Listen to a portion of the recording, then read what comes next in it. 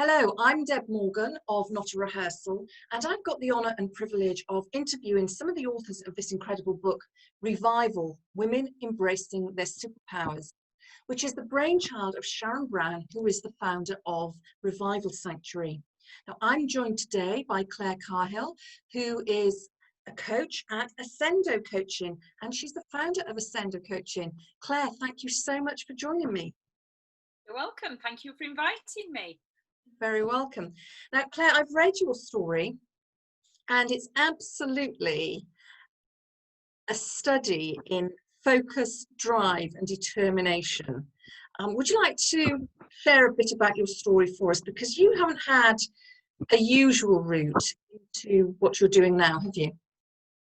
No, so I was one of the few girls at school who knew exactly what she wanted to do when she left school. And I suppose I broke the status quo at a very early age because I didn't follow the academic route of doing A-levels and university. I knew that I wanted to be a bank manager. I knew that I wanted to lead a team. I knew that I wanted to have that power of influencing others to be their best self. So I followed my dream and became a bank manager at the age of 24, Wow. much to the surprise of everybody else. And I think it was from having that sheer determination, focus, and being very clear of what it was that I wanted to do that enabled me to achieve what I achieved at such a young age. And you were spurred on, weren't you, by, was it a career counsellor in your school at the time who strikes me as quite open-minded in that they didn't insist you followed the route into academia, did they? No, that's right. So I followed the steps that I needed to follow, and I went to see the lecturer at the local college, and he asked me a really important question, and that was, how much study have you got left in you? Now, at nearly 16, I was still a little bit cocky, and my response was, well, how much do I need? And he said, well, you've clearly got none, so go and get a job. And it was the best advice anybody could have given me, because if I'd have stayed in education, I probably would have been his worst nightmare, because my head and my heart wasn't in studying. And it was, sort of 30 odd years ago, that wasn't really what somebody should have done or said. No, But I quite. always respect him and admire him for doing that, because it stuck with me as the most powerful thing that anybody could have done or said to me. Fantastic. As I said, quite an enlightened individual for the time, really, wasn't he? And I'm fascinated because you seemingly had it all. You had this amazing career. The trajectory of your career was quite good. You went on from being a bank manager to being a team leader within the same organization. So what makes you decide that one day you're going to give up all of this security? Good job. You know, you're ticking all the boxes in terms of what is deemed to be successful. Why would you give that up? Well, I think it was after the birth of my second son, I had my own confidence crisis. Financially, I had no choice but to return to work. So 6 months after giving birth to my second son, I returned to work because financially that's what I needed to do. However, emotionally, I wasn't ready to return. And I stuck it out for 10 weeks before having that final burnout, crash, confidence crisis, whatever name you want to put to it. And again, had to be really brave and courageous and decide nobody's going to bring a magic wand and fix how I feel. I'm going to have to sort this myself. And that's then when I went off sick, which is something that I've never done in all of my career, and went on my own journey of self-discovery to re-understand who was Claire Cahill, because I'm a leader, I'm a mother, I'm a wife, I'm a daughter, I'm a sister, but who really is Claire Cahill, and what value does she add to the world? And that was when I went on my own coaching journey.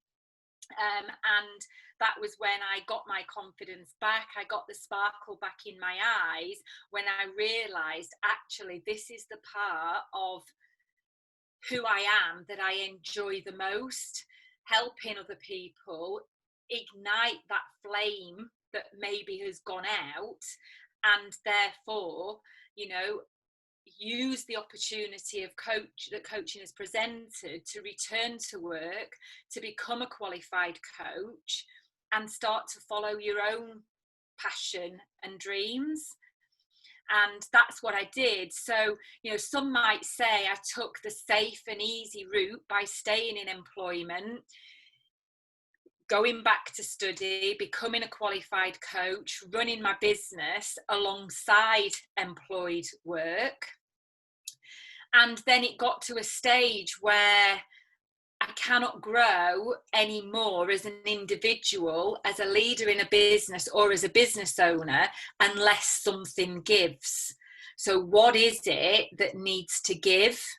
And that was then when I took my 6-week loyalty sabbatical and just focused purely on my business, and made the brave and courageous decision that I'm now going to have to practice what I encourage my clients to do, and that's to take that leap of faith, trusting that the net will catch me. And that's exactly what I did. But I had to deal with all of my demons of, you know, almost going against my core values of security, of leaving a safe, secure job that provided a good income, leaving a status behind of where I was well established, had good connections, and trusting that, you know, throughout the last 5 years, I'd already started to make the right connections to be able to be a successful business owner. Wow, that's incredible. And you talk a lot about security in your story, and how that is, you know, one of your main principles, really, main values. What other values do you think that you have brought to your role as a coach now? Or rather, what values have you discovered that have been really helpful to you in your coaching practice? For me, it's about being honest. And my mum always used to say to me and my sister, I might not always like the truth, but as long as you tell me the truth, I can choose how I respond to that. Now, truth and honesty will mean different things to different people. And in my role as a coach, when I'm exploring somebody's values, it's always important to remember that if I have a value of truth and honesty, somebody else could have the same value of truth and honesty, but that be a completely different meaning. But I like to think that what I project in my business is, when you work with me, I'll be completely open, honest, transparent, and truthful in what I'm hearing in a session, and reflect back what I'm hearing, and allow my clients to draw their own conclusions from whatever their version of what they're sharing with me. And I still say to my boys now, I'd rather you tell me the truth. I might not like it, but at least then I can respond to it. And, you know, everybody's truth will be their version of the truth, whatever that might be. But it's about to be authentic. How do you tap into that inner wisdom and live true to your authentic self to enable you to be your best self? And that is what I try to practice and preach every day, but I know I'm still work in progress. And I think that's why people choose to work with me, because I'm not the perfect end result. I'm learning still every single day, and I'll make mistakes, and it's okay to make mistakes. It's about, what do you do with the learning? And I love what you're saying there. Yeah. And it takes me back to what you said your mum said, is about tell me the truth, because I can choose how I respond to it. And it's mirrored in you saying, let me learn. I can choose what I learn from events of today or the knowledge I've acquired today. And I'm interested to know, what was your family's response when you said, I'm not going back to my safe, secure job, which has got status and money and everything else attached to it? How did they respond to that? Well, my husband went white. Asked me what my plan was, to which I responded, I don't have plan A, let alone plan B. I'm going with my intuition that failure is not an option, and I'm going to learn as I go along. And therefore, even if I had a plan, that plan would change along the way. However, he was very, very supportive. And I think he saw for himself in those 6 weeks that once I set my mind to something, I don't let anything or anybody get in my way. And even when obstacles come along, I find a way to go over them, under them, around them, through them. And my children were just delighted that I had now had an opportunity to work around their school and their activities, and it's given them a real valuable insight into being an entrepreneur. So when I talk to them about follow your passion and it will never feel like a day's work, pick the subjects that you really enjoy, and actually you can be whatever you want to be in life, as long as you can say hand on heart, this is what I'm good at, and therefore that makes you the unique individual. And so they Fantastic. were really, really supportive. My mum was a little bit shocked because she couldn't understand why I would leave a really good, safe, secure job. However, when we have conversations now, she can see why I've done it and what a difference it's making to me and those around me. Fantastic. That's really good. And, how incredible for your boys to have such an inspirational mum who is absolutely encouraging them to live their own life. That really must be truly incredible. And something I picked up as you were talking was about the need to be flexible. And you talked about jumping off the cliff and just hoping that there would be a net there. How have you learned to adapt and be more flexible as your business has grown? I think it's been exploring who is it that I really want to work with, what is it that I really want to do. And I've probably gone down rabbit holes and I've had to come out of them. I've probably been very focused and very driven and gone down a road, realizing that it's not the M1, it's a bit of a curvy road, and there's that, there will be blocks along the way, and it's about accepting that to be true. And it was never going to be a straight A to B route. It was always going to be A, B, C, D, E, F, G, and realizing and recognizing very quickly that if something isn't working, change it.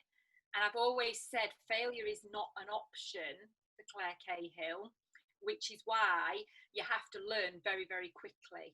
Because what I've realized on this journey is if I keep doing the same thing, I'm going to get the same results. And 12 months down the line, I'm now at the stage where I'm thinking, okay, so I'm not going to play small anymore, but if I play big, what is it that I need to do? And that's really scary and exciting all at the same time. And you have to be patient sometimes, and I'm not the most patient of people, but what I've learned is about having all the right people around you, because as a solopreneur you suddenly don't have a team. However, the connections that you make and the people that you choose to be around are actually your team, because they're the words of wisdom, you know, they're the people who can help you identify the blind spots if you've not already identified them. And that's why it's really important that, you know, feedback's a gift, and you do with it whatever you want to do with it. You can choose to open the gift and implement whatever feedback has been given, or you can choose to leave the gift unwrapped. Now, I've always been somebody that I will open the gift and I will do something with that feedback. And I think that's what makes me the flexible and agile person that I am, because I'm prepared to try something different if it means I get a different result that might be more beneficial. So you really are practicing what you preach, and you've just demonstrated as well that you do choose how you respond, which takes us full circle almost to where the conversation started, that you can choose how to respond, you can choose what to do with the learning. Now, I'm interested to know, Claire, what motivated you to contribute to this amazing book? So I love to be around like-minded people, and when Sharon decided to put the book together, I thought, well, I've already written my own book. I've been an author with 12 other women in business. It'll be great to be a co-author and somebody else have the limelight. And that's why I wanted to still sit alongside other inspirational women and be part of the first edition of the book, and be part of that learning journey.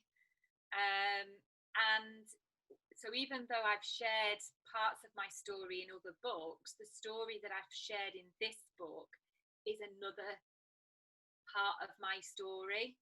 And when you've got 45 years worth of stories to share, you know, it was still quite a challenge to think about, well, what part is going to be most relevant to share in this book? And what is my true superpower that will then inspire other women to connect with their superpower? Absolutely. And coming up with the title was probably the most difficult part, because I had to really dig deep to think about what makes you who you are, Claire, and what is your superpower, if you can only pick one or two words that describes your superpower. And share with us what the title was or is. I knew I was going to say that. It's about courage and determination. Absolutely. Determined and courageous. There we are. That's right. Determined and courageous. Fantastic. And I think you've shown that through your story, through the decisions you've made, through giving up that security, and through your ability to be flexible and adaptable as things change. Because we all know in business, you know, things change, and very often they change in a moment's notice. And 2020 has been a prime example of that impact on business. I'm not going to discuss that here and now, because that's another conversation for another day. But Claire, I'd just like to thank you so much for joining me, for sharing your story, and for being part of this amazing book. And for anybody who is watching this who would like to get hold of their copy of this book, Revival, Women Embracing Their Superpowers, it's available on Amazon, or it's available via the Revival Sanctuary website, which is revivalsanctuary.co.uk. Thank you very much, Claire, for joining me. Thank you.